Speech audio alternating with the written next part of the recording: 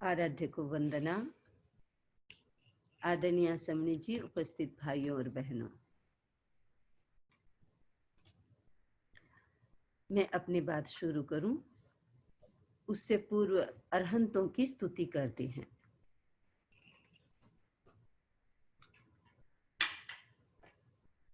तेरे नाम की लेके बुहारी, प्रभु पंथ बुहारूं मेरा।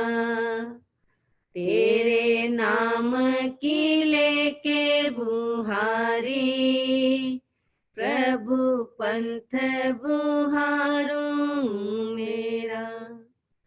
तेरे ज्ञान के शुभ्र उजारे में प्रभु जन्म सुधारूं मेरा। तेरे नाम की लेके बुहारी, प्रभु पंथ बुहारूं मेरा। तुम शिव हो हे शिव दाता, तुम शम हो शांति प्रदाता। नयनों से हर पल झरता, भव भव का कलमश हरता।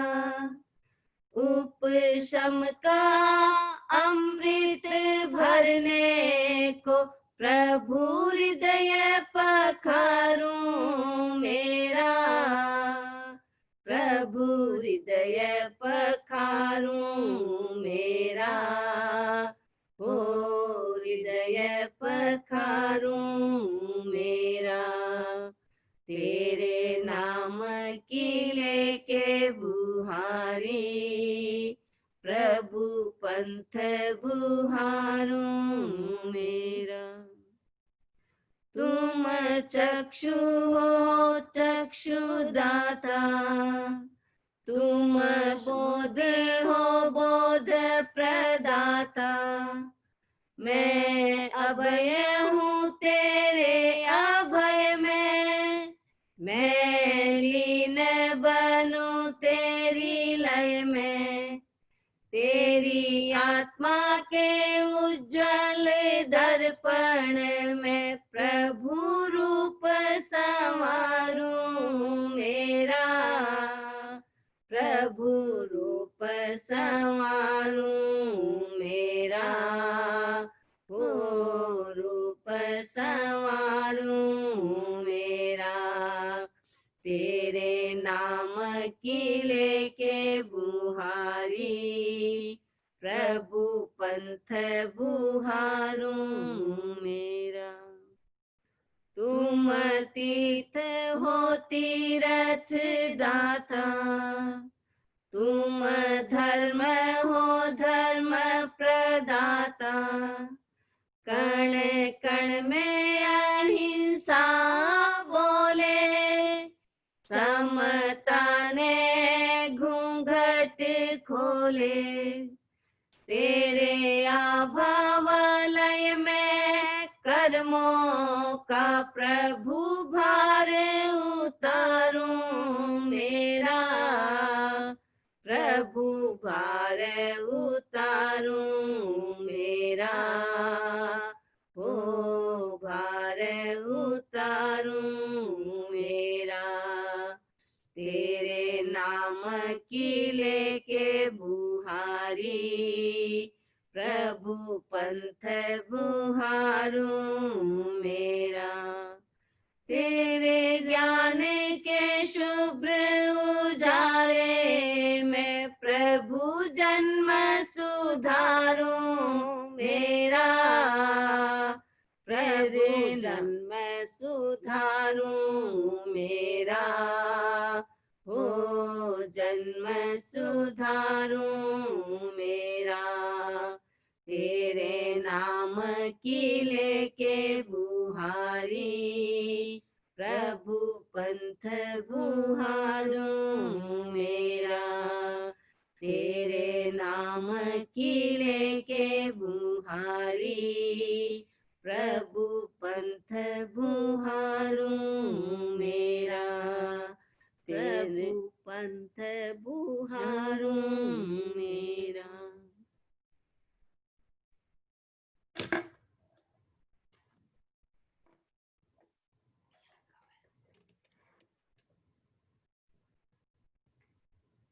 आज हम कुछ प्रश्नों के उत्तरों की खोज करेंगे। नवकार मंत्र की श्रृंखला चल रही थी। उस श्रृंखला के अंतर्गत कुछ एक कॉमन प्रश्न हैं जो यदा कदा लोग पूछते रहते हैं, हमारे मन में आते रहते हैं। उन प्रश्नों के उत्तर हम आज खोज करेंगे। एक प्रश्न जो अभी 2 दिन पहले एक बच्ची ने पूछा था कि नवकार मंत्र कितना पुराना है, ये मंत्र कितना पुराना है। हम जब अपने बारे में सोचते तो हम देखते हैं कि ये मंत्र हमारी पीढ़ियों से चलता आ रहा है। हमारी माँ पिताजी ने इसको गुना, हमारे दादा ने इसको गुना, हमारे परदादा ने भी इसको गुना। तो ये नवकार मंत्र आखिर कहाँ से चला आ रहा है, हमारे पास आ गया है, हमारे से और जो पीढ़ी आगे बढ़ी है उनके पास आ गया है। ये कितना पुराना मंत्र है। प्रश्न यदा कदा आप लोगों के सामने भी आता होगा, आपके बच्चे भी पूछते होंगे आपको, आप भी जो जितनी जानकारी होती है जवाब देते हैं। आज इसका एक संक्षिप्त जवाब हम खोज लेते हैं ताकि आपको ये प्रश्न बार बार नहीं पूछना पड़े। कई बार लोग प्रश्न पूछते हैं, उत्तर भी मिल जाता है, लेकिन प्रश्न याद रहता है, उत्तर को भूल जाते हैं। फिर कभी मौका मिला, फिर वो प्रश्न पूछेंगे, फिर उत्तर मिल जाता है, और फिर प्रश्न को याद रखते हैं, उत्तर को भूल जाते हैं। एक आगम है आवश्यक निरुक्ति। जो जैन के मूल आगम है उन पर टीकाएं, भाष्य, चूर्णियां, निरुक्तियां लिखी गई हैं। इसका मतलब कि मूल आगमों के आधार पर डिटेल्ड लिटरेचर लिखा गया, बहुत साहित्य लिखा गया। उसमें है एक आवश्यक निरुक्ति। आवश्यक निरुक्तिकार ने एक बात कही है कि पंच परमेष्ठियों को नमस्कार करके सामायिक करना चाहिए।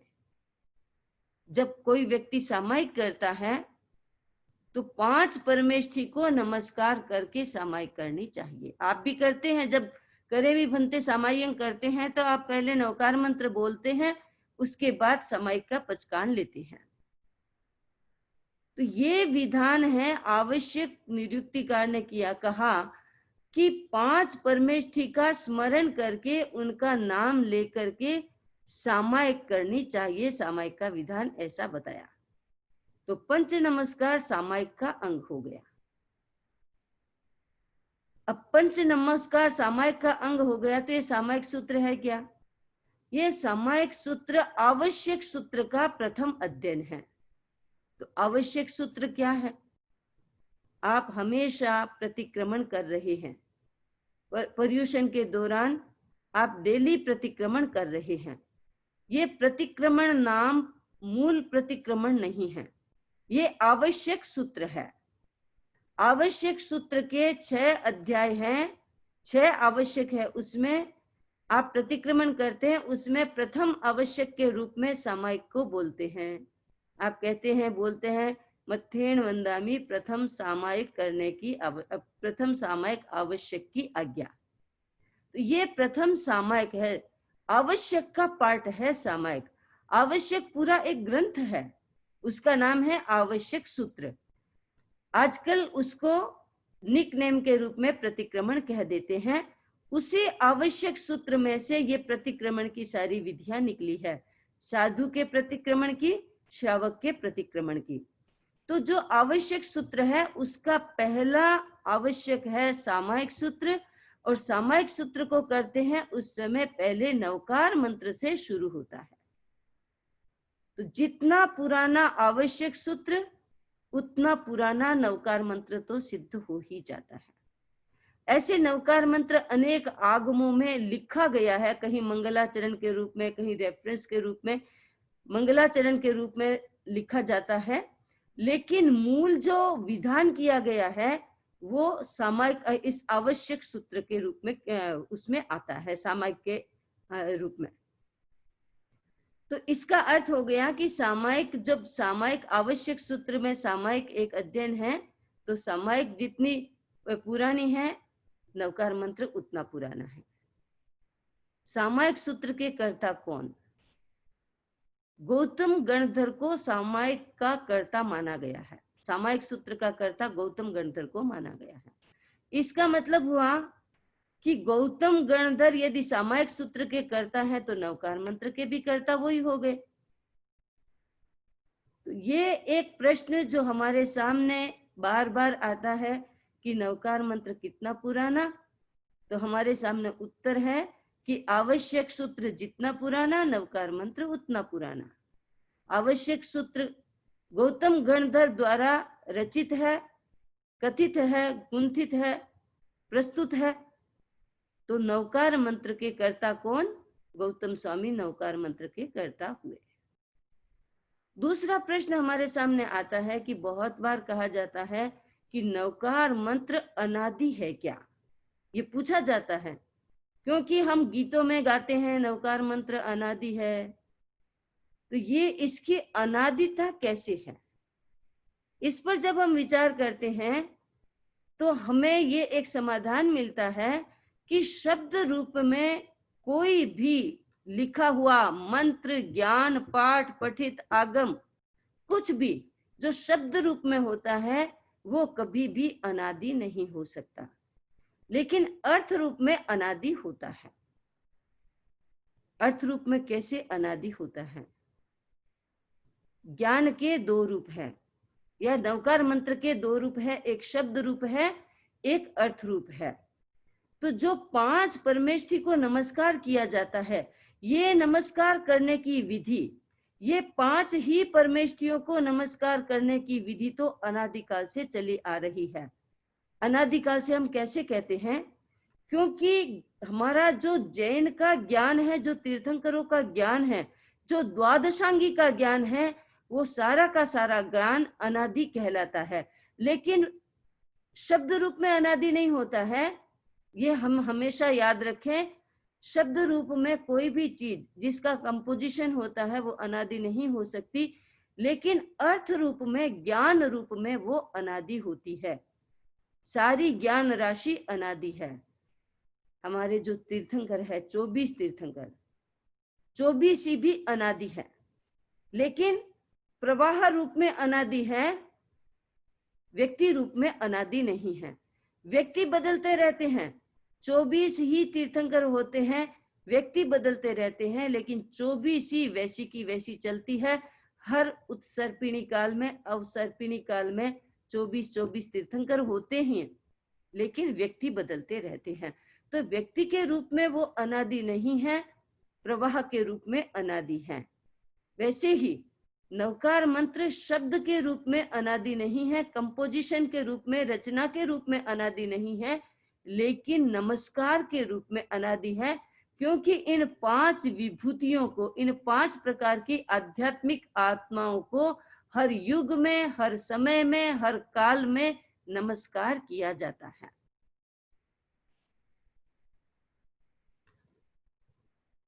तीसरी बात हमारे सामने प्रश्न आता है कि जो नवकार मंत्र है उसका क्रम जो है, नमो अरहंताणंग, नमो सिद्धाणंग, नमो आर्याणंग, नमो उवज्जायणंग, नमो लोय सब्ब साहूणंग, ये जो क्रम है, इस क्रम का आधार क्या है?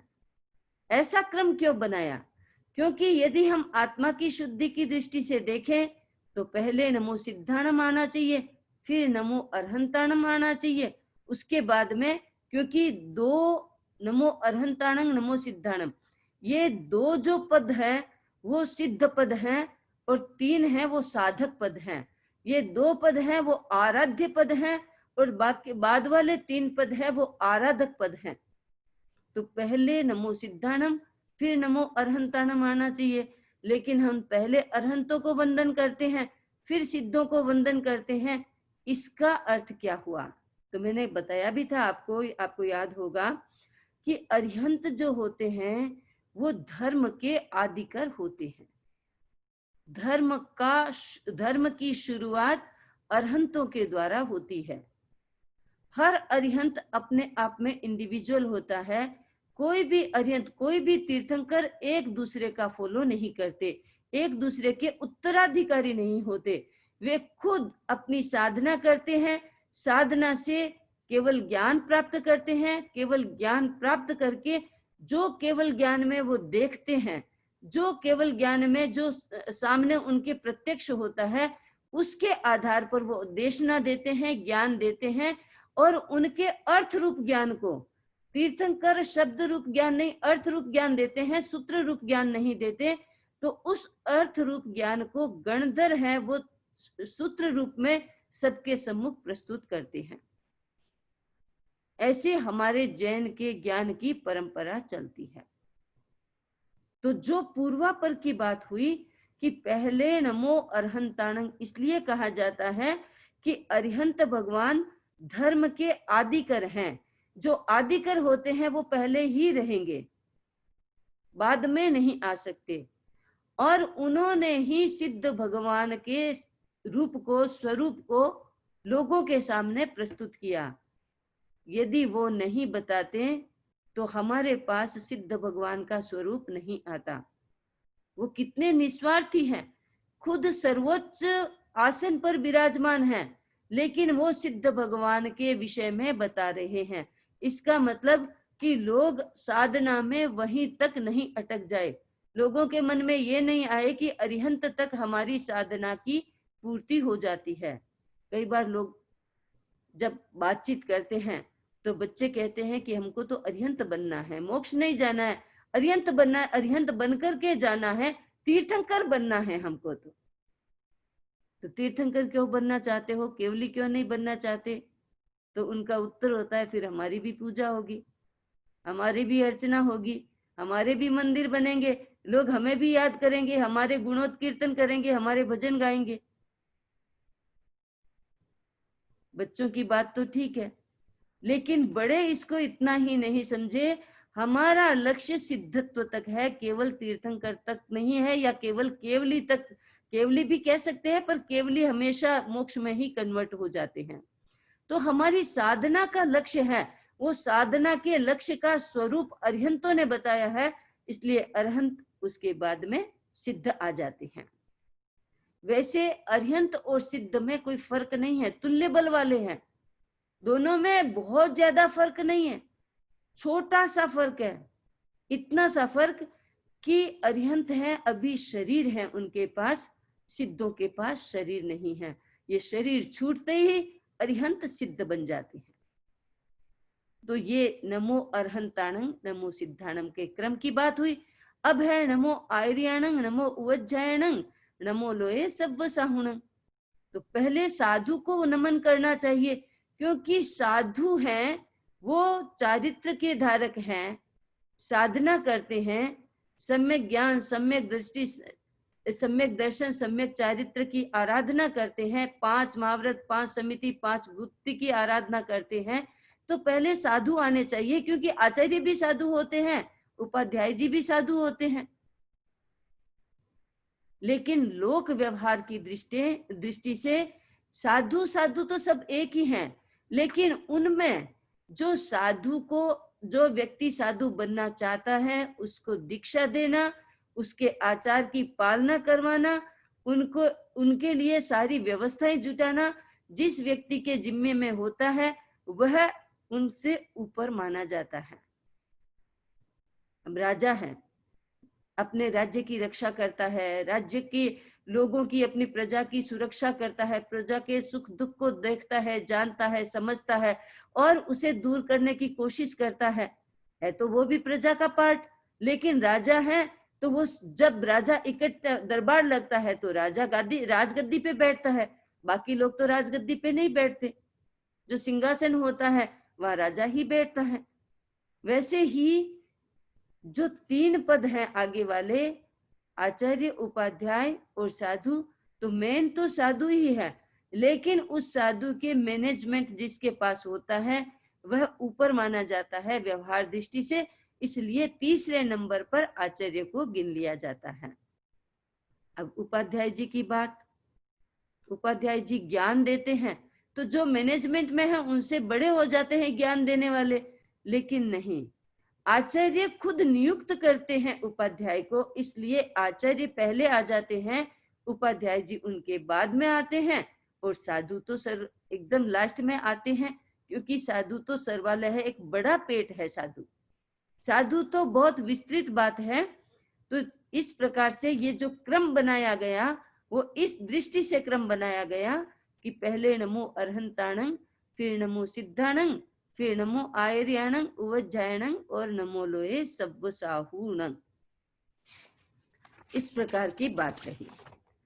अब एक प्रश्न है कि माला के मन के हम 108 बार ही क्यों गिनते हैं, हमें 108 बार क्यों गिनना चाहिए नवकार मंत्र?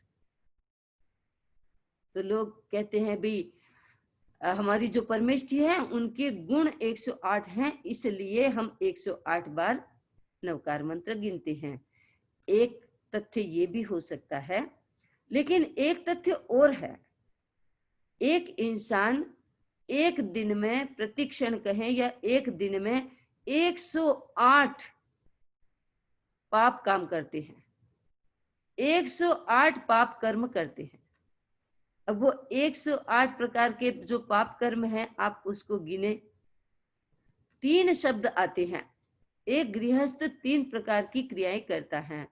एक आरंभ, आरंभजा यानी जीवन और जीविका चलाने के लिए जो काम करते हैं वो आरंभ कहलाता है, आरंभजा हिंसा कहलाती है। जीवन चलाने के लिए घर संभालते हैं, घर बनाते हैं, परिवार बनाते हैं, घर संभालते हैं, और जीविका चलाने के लिए भिन्न भिन्न प्रकार के व्यवसाय करते हैं, खेती करते हैं, कोई कंपनियां बनाते हैं, कोई किसी तरह का व्यवसाय करते हैं। व्यवसाय के बिना तो जीवन चलता नहीं है। तो ये है एक पहली बात आरंभ। दूसरा है समारंभ। तो आरंभ को आप ऐसा समझे जीवन और जीविका चलाने के लिए जो हिंसा होती है। दूसरा है समारंभ, जो परिग्रह इकट्ठा किया जाता है।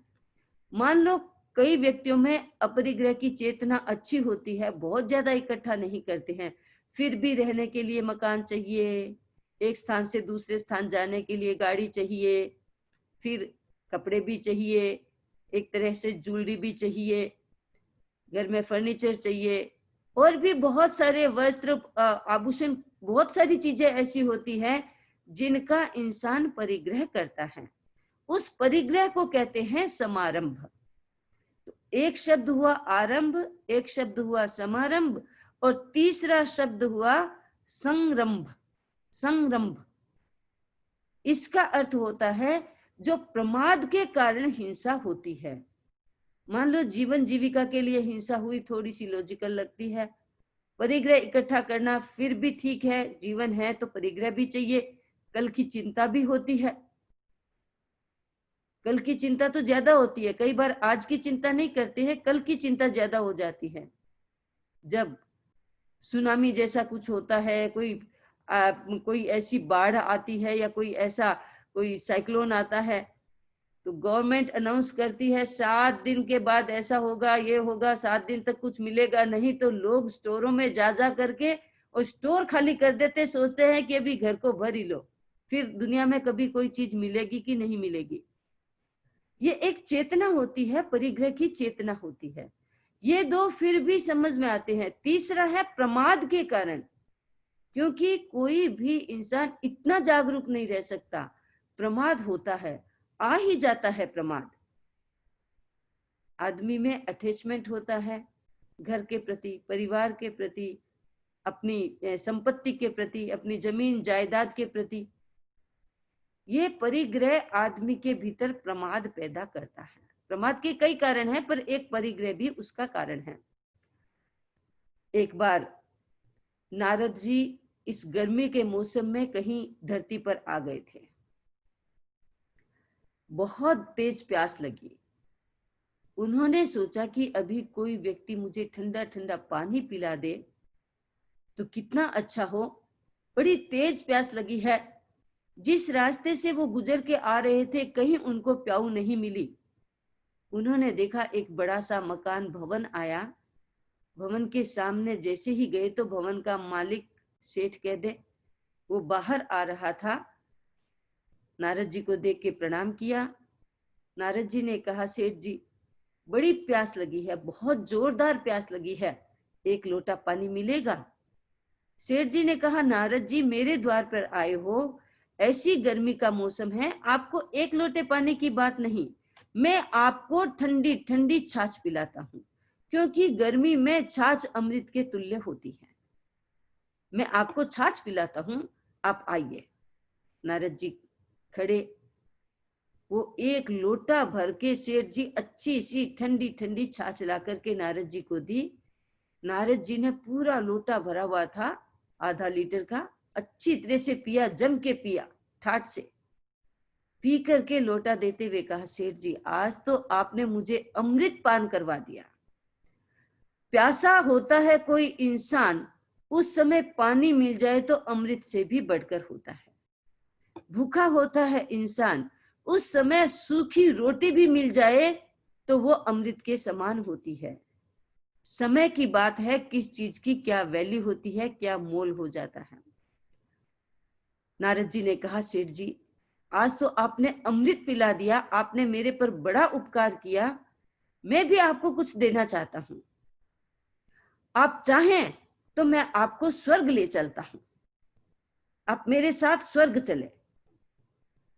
सेठ जी ने सोचा कि इन्होंने तो बड़ा काम कह दिया, मुझे स्वर्ग की बात कह दी। उन्होंने सोचा स्वर्ग मुझे अभी नहीं जाना है। आदमी जाता तो है जीवन में एक बार, स्वर्ग तो जाता ही है, लेकिन अभी स्वर्गवासी नहीं होना है।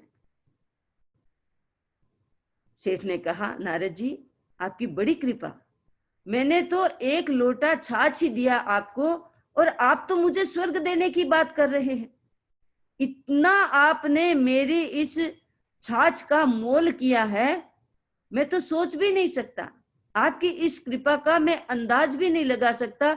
मैं बड़ा कृतज्ञ हूं कि आपने मेरे एक लोटे छाछ के बदले मुझे स्वर्ग देना चाहा, लेकिन क्या करूं नारद जी, बड़ी समस्या है। जो मेरे बेटे हैं ना, वो मेरे बिजनेस व्यवसाय को संभाल ही नहीं पा रहे। मैंने बढ़ा तो लिया, 4 बेटे हैं, सोचा चारों को मैं अच्छी तरह से बिजनेस करके एकदम सेट करके इन सबको सेट कर दूंगा, लेकिन ये मेरे बच्चे तो मुझ पर ही छोड़ करके बड़ा आराम का जीवन जीते हैं। कोई टाइम से दुकान नहीं जाते, कोई टाइम से पैसा लेने नहीं जाते, कोई टाइम से कुछ भी नहीं करते। आप ऐसा करें, मैं एक बार अपने इन बच्चों को सेट कर दूं, उसके बाद मैं स्वर्ग चलूंगा। ठीक है सेठ जी, कोई बात नहीं, कुछ दिनों के बाद आता हूं, इतने में आप तैयारी कर लीजिए। नारद जी चले गए। पीछे से अब किसके, कोई सांसें तो कोई गिनी नहीं होती है कि कितनी सांसें आएगी नहीं आएगी, किसी को अपना आयुष्य कर्म पता नहीं चलता है। 2-4 वर्षों के बाद फिर नारद जी आए, आकर के देखा तो घर वही है, लेकिन सेठ जी नहीं है। नारद जी ने उनके बच्चों से पूछा, भाई पिताजी कहाँ हैं? मिलने आया हूं, उनका उपकार है मेरे ऊपर। बड़ा बेटा बाहर ही बैठा था, उसने कहा, क्या बताएं नारद जी, पिताजी की तो मृत्यु हो गई। अरे मृत्यु हो गई, ये कैसे हुआ? बेटे ने सारा हाल सुनाया। नारद जी ने ज्ञान से देखा कि सेठ जी गए कहाँ हैं, आखिर स्वर्ग तो नहीं आए, आखिर गए कहाँ हैं? तो उन्होंने देखा कि वो तो उस घर में बछड़ा बन गए हैं, उसी घर में पैदा हो गए हैं, बछड़ा बन गए हैं। अब सेठ जी ने सोचा बछड़े से पूछ तो लें, अभी चलता है तो अभी बछड़े के रूप में ले जाते हैं, कोई बात नहीं है, जाएगी तो आत्मा के रूप में, शरीर तो जाएगा नहीं। तो अब बछड़े से बात करते हैं नारद जी, क्योंकि नारद जी के पास विद्याएं होती हैं, इसलिए वो किसी से बात कर सकते हैं। नारद जी ने बछड़े से कहा, देखो भाई सेठ जी इंसान थे, बछड़ा बन गए, अब चलना है क्या स्वर्ग? बछड़े ने कहा, सेठ जी, नारद जी अभी तो नहीं चल सकता, चौमासा सामने है, ये मेरे बेटे खेत की बुआई करेंगे अभी, इनके पास एक बैल है, इन मेरे बेटों को इतनी अक्ल नहीं है कि 2 बैल होंगे तभी खेती होगी, ये तो बस आलस में पड़े हैं और मन में सोच रहे हैं कि मुझे जोत देंगे तो 2 बैल का काम हो जाएगा, इसलिए मैं क्या करता हूं, इनको खेती करवा देता हूं, खेती बोलेंगे उसके बाद चलता हूं, आप बस थोड़े से दिनों में आ जाइए। चौमासा सामने ही था, बरसात का मौसम था। नारद जी ने कहा कोई बात नहीं, आता हूं, 1-2-4 महीने में आता हूं। अब जैसे ही खेती का समय हुआ, बेटों ने देखा एक बैल है, दूसरा बैल लाने की जरूरत नहीं है, ये जो है गाय का बछड़ा थोड़ा बड़ा ही हो रहा है, हो गया है, इतना तो काम कर ही देगा। बछड़े को और बैल को लेकर खेत में गया, खेत की जुताई की। अब बछड़ा तो बछड़ा ही होता है, इतना बड़ा वो हल का जो भार होता है कहां से उसको सहन होगा। 1-2 दिन तो खेत की बुआई की, तीसरे दिन घोड़े टिक गए, चौथे दिन तो मौत हो गई बछड़े की, मर गया। 1-2 महीने के बाद आए सेठ जी नारद जी आए। नारद जी ने आकर के देखा कि बछड़ा है नहीं पिछवाड़े में। बेटे से पूछा कि तुम्हारा बछड़ा कहाँ है भाई? बेटे ने कहा, नारद जी क्या बताएं, बछड़ा तो मर गया, खेती करने ले गया, वो बैल के साथ साथ चल नहीं पाया और 2 दिन के बाद उसकी मौत हो गई। अब नारद जी ध्यान लगा के देखते हैं कि देखें आखिर गए कहाँ हैं। उन्होंने देखा कि नारद जी के पास ही, पांव के पास जो कुत्ता बैठा है, उस घर के आगे कुत्ता बन करके सेठ जी पैदा हो गए। अब वो पिल्ला बैठा है। सेठ जी ने कहा, अरे भाई, नारद जी ने कहा, सेठ जी इंसान थे, बछड़ा बन गए, बछड़े से कुत्ते की योनि में आ गए, अभी चलते हैं क्या स्वर्ग? अभी तो मैं ले चलता हूं, अभी आपके पुण्य शेष है, यदि अभी चलते हैं तो मैं ले चलता हूं।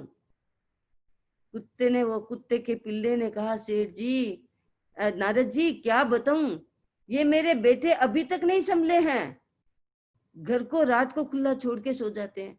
मैंने कितनी मेहनत करके इस घर को बनाया, इस महल नुमा घर को बनाया, इतना बड़ा घर बनाया, कितनी तिजोरियां भरी है, हर कमरे में बड़ी बड़ी तिजोरी रखी है, इतना धन इकट्ठा करके रखा, और मेरे बेटों को तो इतनी अक्ल नहीं है कि घर को रात को बंद करके सोए। कुछ दिन जब तक ये संभल नहीं जाते हैं, इनमें वो चेतना जागृत नहीं हो जाती है, तब तक मैं थोड़ी रुखाली कर लेता हूं, फिर आपके साथ चलूंगा। नारद जी तो चले गए। अब नारद जी 2-4 वर्षों के बाद आए कि एक बार करने दो, इसकी मन की पूरी निकल जाने दो। आए नारद जी, देखा कि अब कुत्ता भी नहीं है घर के बाहर, तो वो बेटे को पूछा, अरे भाई, तेरे घर के बाहर एक कुत्ता बैठा रहता था। नारद जी क्या बताएं, पता नहीं कुत्ते को क्या हुआ, 2-4 दिन बीमार रहा, उसके बाद वो भी चल बसा। नारद जी, आप भी जब आते हो, जिसका पूछते हो वो चल ही बसता होता है, थोड़ा पहले आकर के पूछा करो। जब आते हो, जिसका पूछते हो, वो तो आपसे पहले चला जाता है।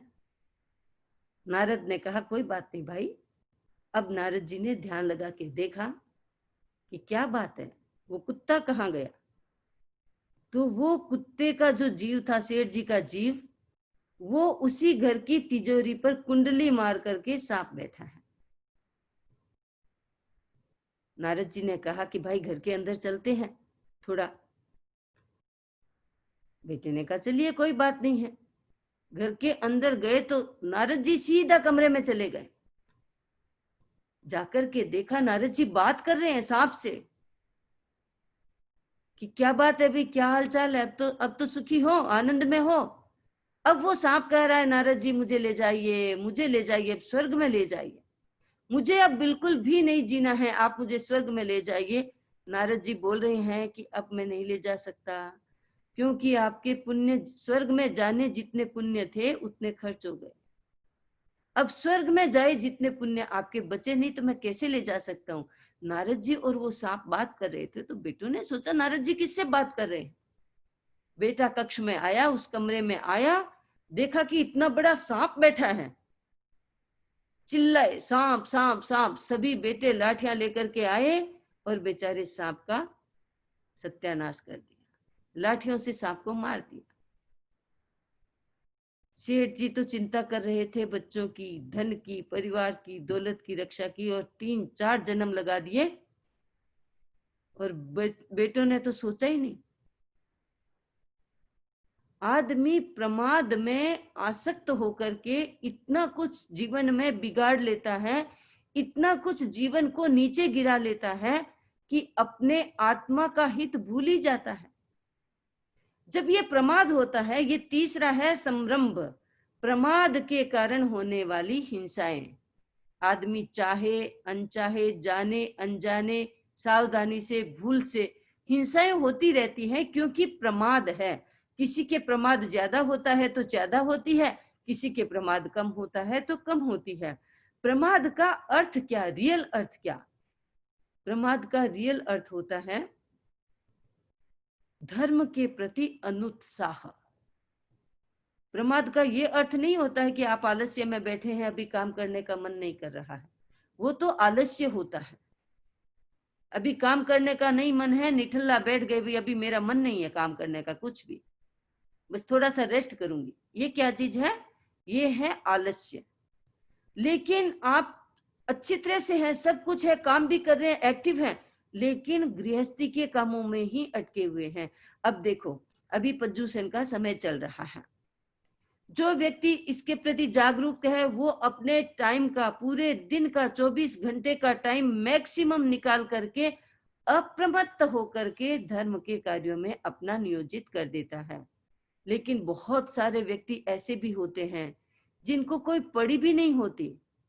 ठीक है, शाम को प्रतिक्रमण कर लेंगे, अच्छा आधा अधूरा प्रतिक्रमण, ठीक है प्रतिक्रमण हो गया, कोई बात नहीं है, बस हो गया, धर्म का काम हो गया, पज्जूषण हो गया। ये अनुत्साह, ये प्रमाद। तो एक इंसान के आरंभ चलता है, समारंभ चलता है और संरंभ चलता है। अब वो आरंभ, समारंभ, संरंभ, ये 3 चीजें हुई, इन 3 को कृत कारित अनुमोदित से गुणा कीजिए आप।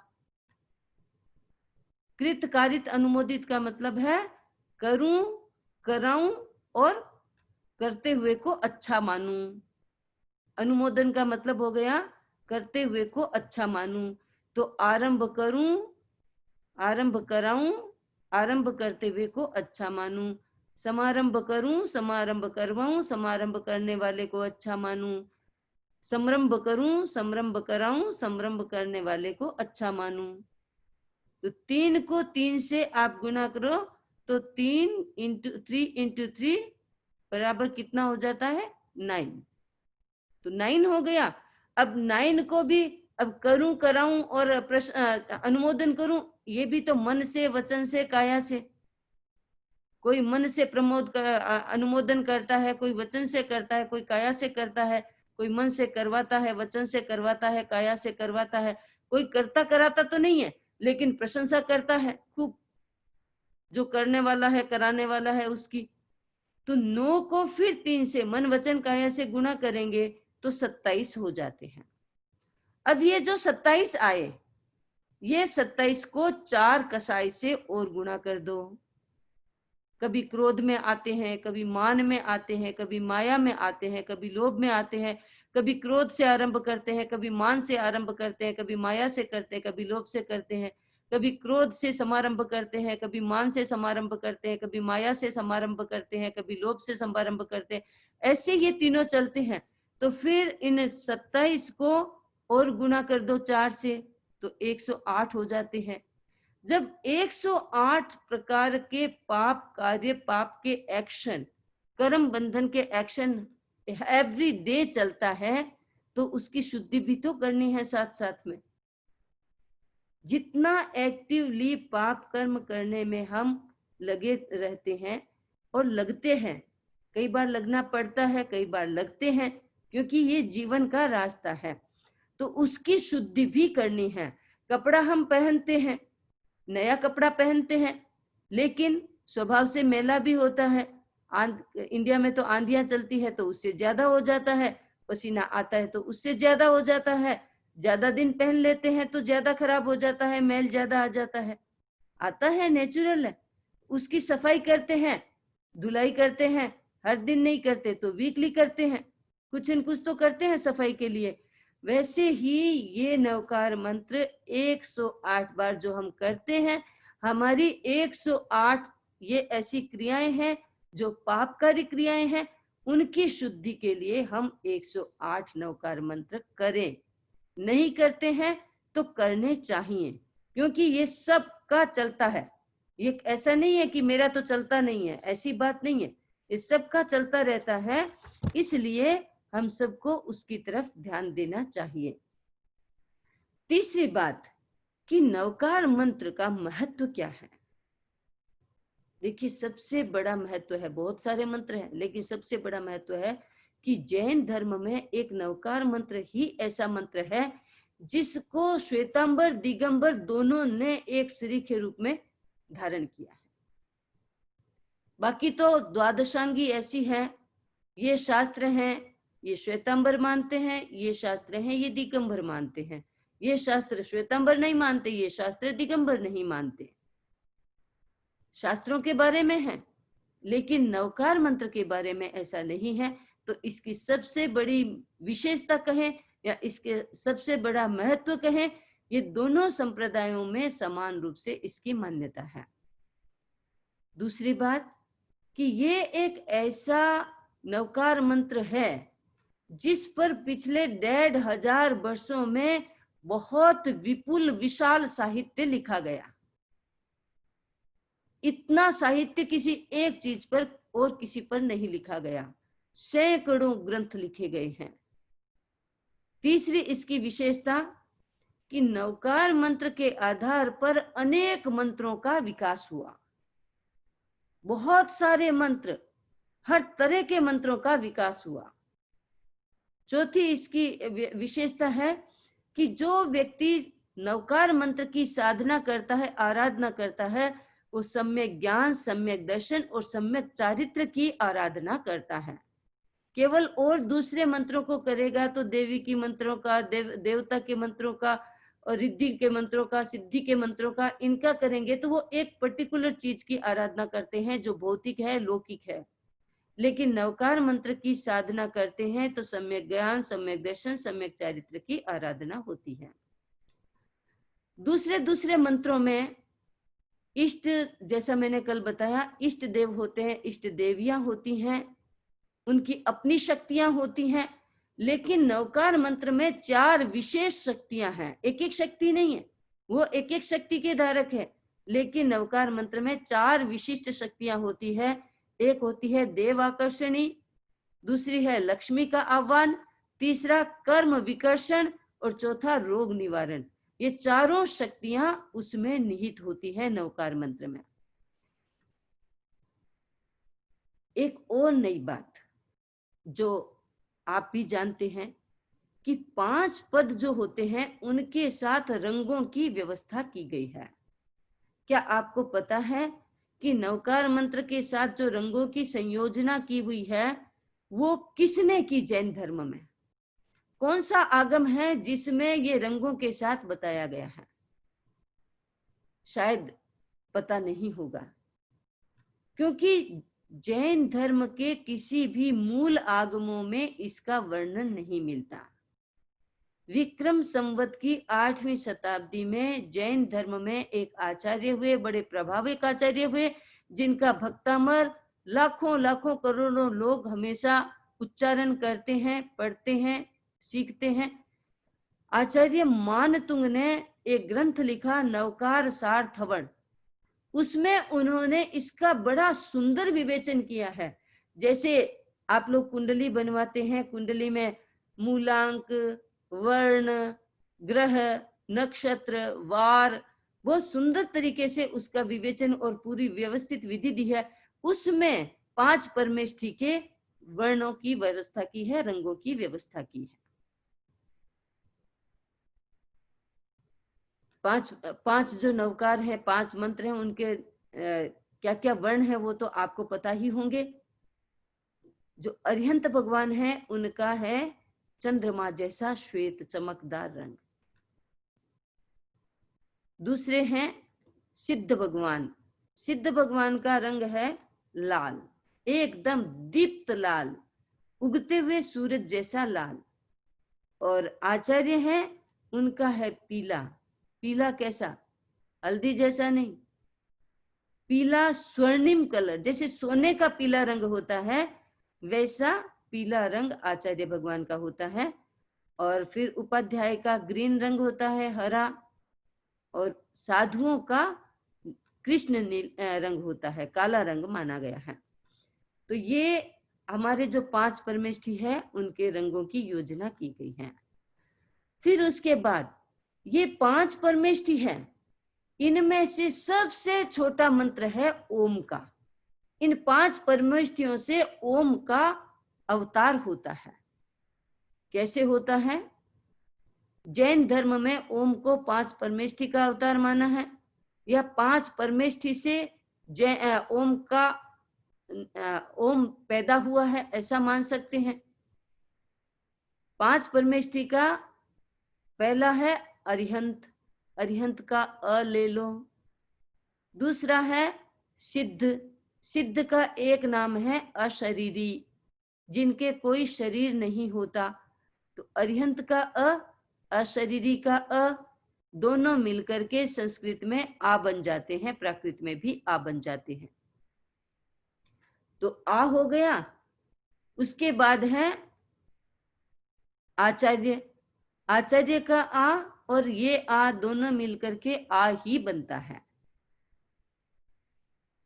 आ में आ समाहित हो जाता है। उसके बाद है उपाध्याय जी का ऊ, आ और ऊ मिलकर के ओ बनता है। और पीछे है साधु, साधु का एक नाम है मुनि।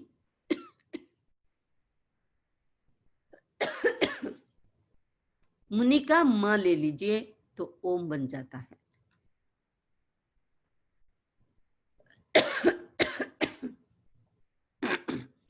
तो 5 जो परमेष्ठी है उनका सबसे छोटा रूप है ओम। ओम में बड़ी ताकत है, बड़ी ताकत है। वैदिक संस्कृति में ऐसा कहा गया है कि ओम ब्रह्मांड का पहला नाद है। और जैन धर्म में ये 5 परमेष्ठी की शक्ति का रूप है। 5 परमेष्ठी में कितनी शक्ति कल हमने देखी थी। एक एक अक्षर में कितनी शक्तियां हैं, एक एक अक्षर में कितना पावर है, एक एक अल्फाबेट में कितना पावर है। वो सारा का सारा पावर फिर ओम में समाहित हो जाता है। तो ये ओम है। उसके बाद है उसका एक छोटा रूप और अ सी आ उ सा। बड़ा महत्वपूर्ण सूत्र है ये, मंत्र है ये। और इसको जिसने भी जपा है, अनेक और मंत्रों के साथ अ सी आ उ सा या अरिहंत सिद्ध आचार्य उपाध्याय साधु, बड़ी शक्तियां मिलती हैं और उससे देवता प्रभावित होते हैं। मैं आपको एक सच्ची घटना बताऊं। हमारे चौथे आचार्य जयाचार्य का नाम आप में से कई लोगों ने सुना होगा, चौथे आचार्य जीतमल जी। उनको जयाचार्य भी कहा जाता था। वे मंत्रों के बड़े गंभीर साधक थे, ऐसा कहना चाहिए। और दिव्य शक्तियां उनके पास आया करती थी।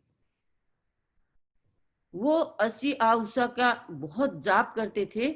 और दूसरा, एक बार की बात है, एक घटना है उनके जीवन की। वो जब युवाचार्य थे, वो विराज रहे थे बाजोली में। मारवाड़ का एक गांव है बाजोली। उस समय उन्होंने संकल्प किया कि मुझे एक मंत्र आता है, नमी ऊण असुर असुर गरुल भुयंग परिबंदिये गए किले से अरिये सिद्धा यरिये वो जाए सब साहुय। ये एक मंत्र है, बहुत पावरफुल मंत्र है। इसकी जिसने भी साधना की है उनको साक्षात हुआ है। वो इसकी साधना, इसके 1.25 लाख जाप उन्होंने शुरू किया। और जैसे ही 1.25 लाख जाप पूरा होना था, तो मंत्र की साधना जो करते हैं उसका एक विधान होता है कि जो मंत्र की साधना करते हैं उसका 1/4 भाग उनको हवन करना होता है। अब हवन तो जैन साधु नहीं करते हैं, तो वो चौथाई भाग जो भी हवन नहीं करता है तो उसका 1/4 पार्ट काउंटिंग में उनको और जप करना होता है।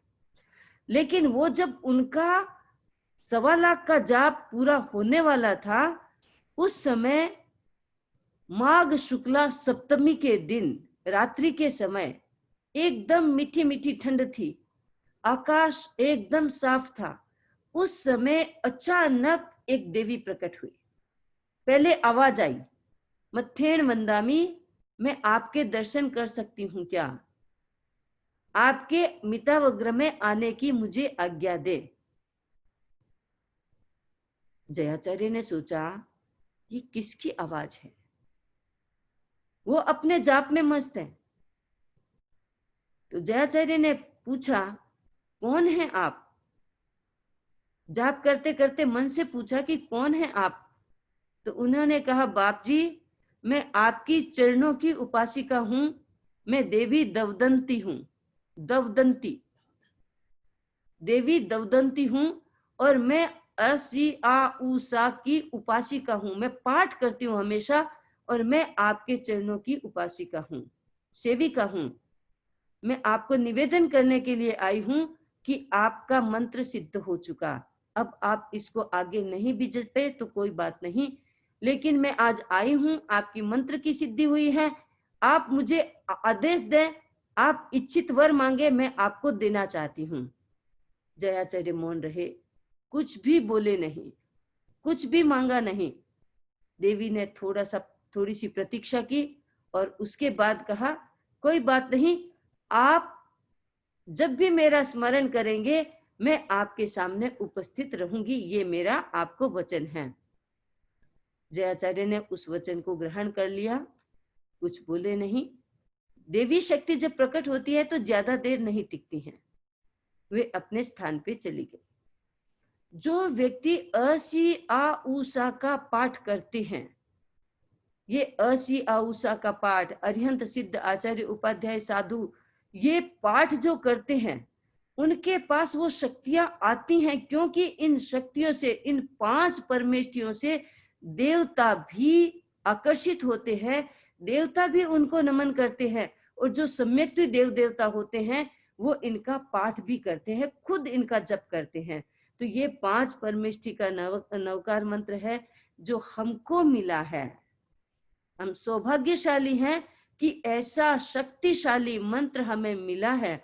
उस शक्ति को हम यदि उपयोग कर लेते हैं तो हमारे सामने हर दृष्टि से, सुरक्षा की दृष्टि से चाहिए, स्वास्थ्य की दृष्टि से चाहिए, समृद्धि की दृष्टि से चाहिए, या और कुछ भी सफलता के लिए चाहिए, जिसके लिए भी चाहिए, वो हमारी शक्ति रूप बन जाती है। तो ये नवकार मंत्र की बात हमने की आज। नवकार मंत्र में तो बड़ा इतना सार है, इतनी ताकत है। हमें जपना परमार्थ भाव से चाहिए, क्योंकि परमार्थ भाव से जपते हैं तो स्वार्थ भाव उसमें अपने आप आ जाता है, और स्वार्थ भाव से जपेंगे तो जितना जिस भाव से जपा केवल उतना ही होता है। परमार्थ भाव से जपने से बहुत कुछ मिलता है। तो आज मैं अपनी बात नवकार मंत्र के बारे में यही संपन्न करती हूँ। कल आपको मैं कुछ मंत्र भी बता सकती हूँ।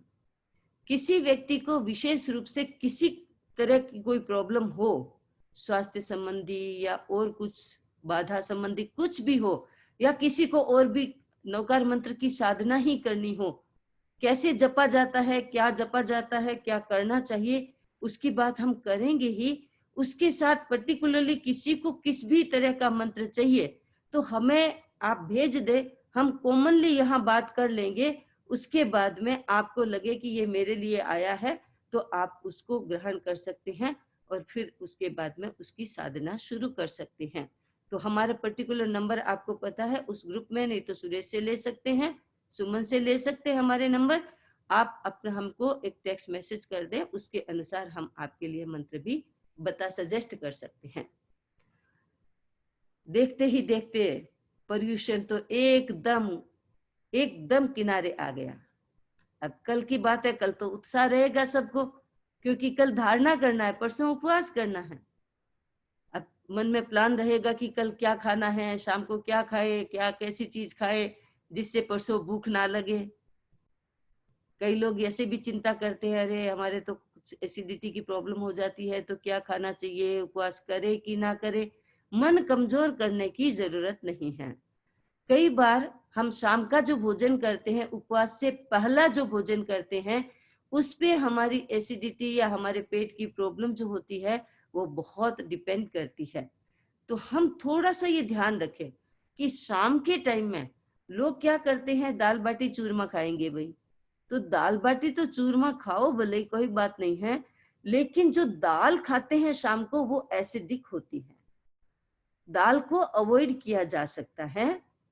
और थोड़ा सा जैसे ट्रेडिशनली राजस्थान में माएं बच्चों को चूरमा करके देती थी, थोड़ा थिक रोटी बना करके, जिसको फिना रोटी बोलते हैं, थिक रोटी गेहूं की बना करके उसको चूर के उसमें घी और चीनी डाल देते हैं, या ऐसे ही कोई बाफ करके बनाते हैं।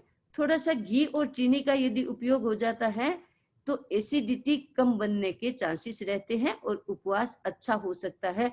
और थोड़ा सा वो गरिष्ठ होता है तो जल्दी से भूख भी नहीं लगती है।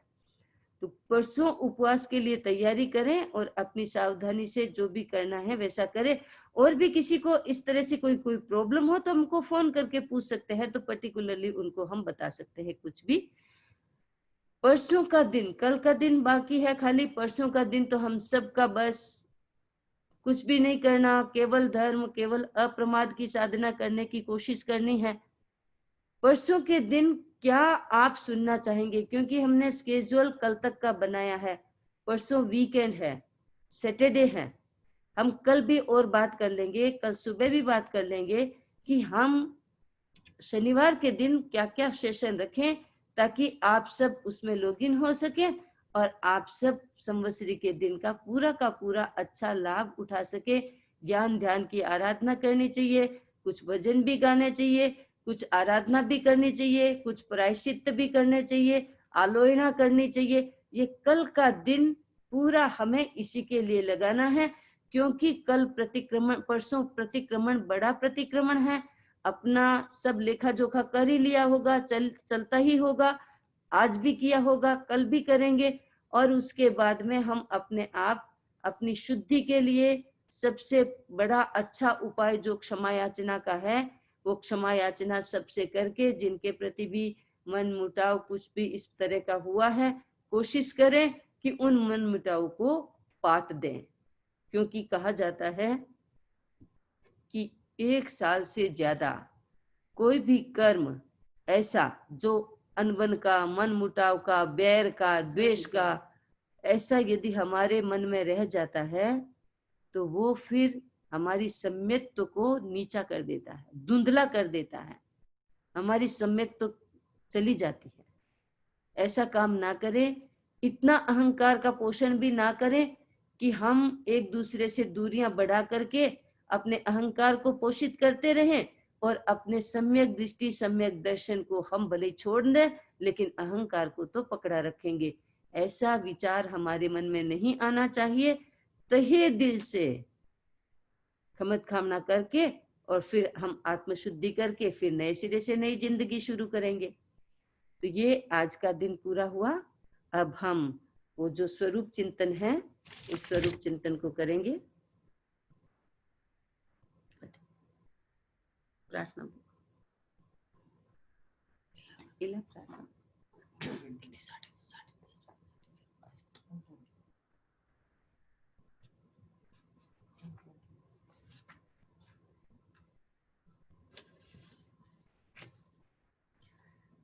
ध्यान की मुद्रा में आ जाए सब।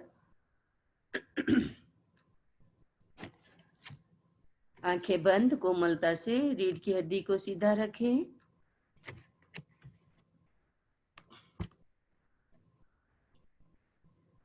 स्वरूप चिंतन भावना।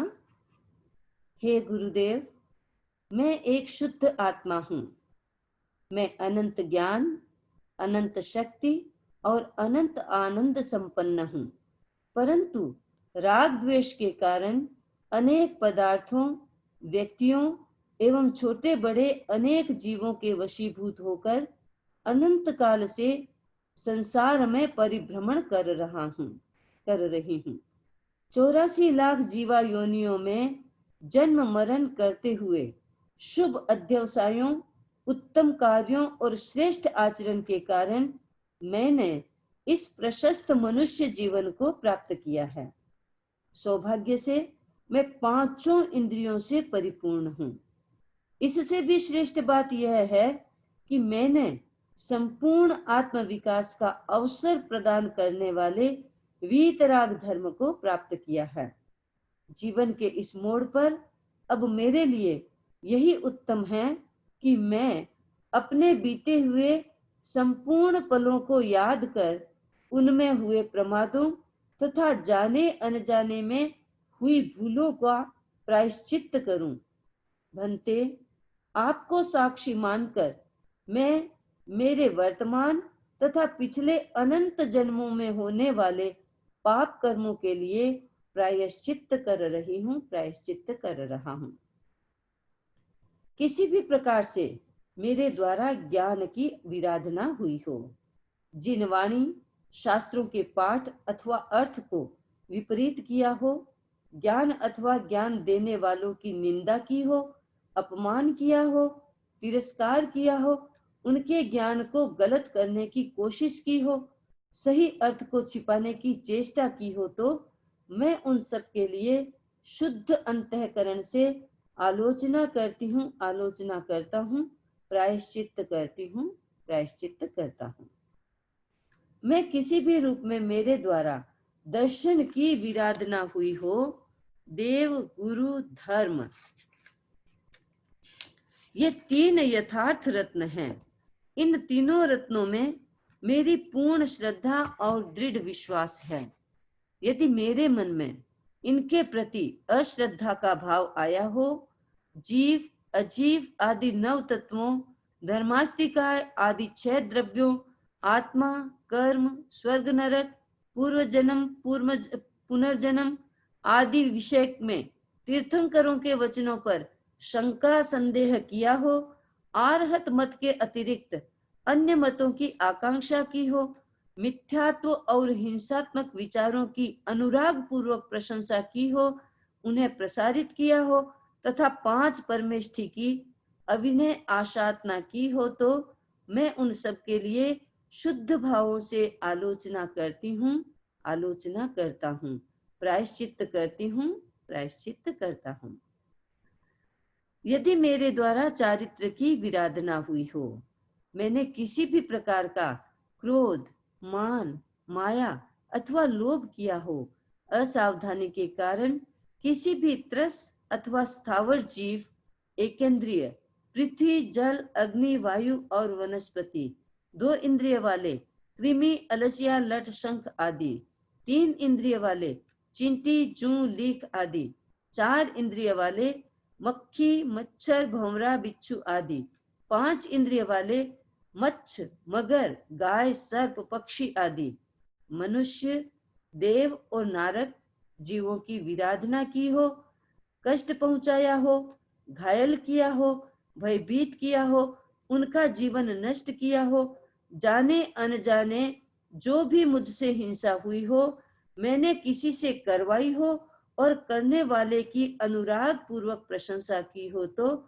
उन सब के लिए आलोचना करता हूँ, प्रायश्चित्त करता हूँ।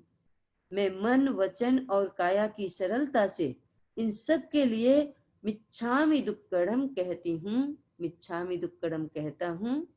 मेरे सब पाप निष्फल हों, मिथ्या हों। ओम अरहम।